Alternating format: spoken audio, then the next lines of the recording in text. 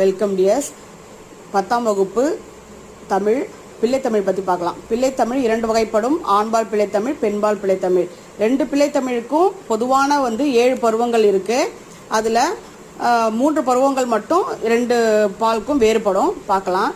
3ஆம் மாதம் காப்பு, 5ஆம் மாதம் செங்கீரை, 7ஆம் மாதம் தாலாட்டு, 9ஆம் மாதம் சப்பானி, 11ஆம் மாதம் முத்தம், 13ஆம் மாதம் வருகை, 15ஆம் மாதம் அம்புலி. இது 2 பருவத்துக்குமே உங்களுக்கு ஆண்பால் பிள்ளைத்தமிழ் பெண்பால் பிள்ளைத்தமிழுக்கும் பொதுவானது.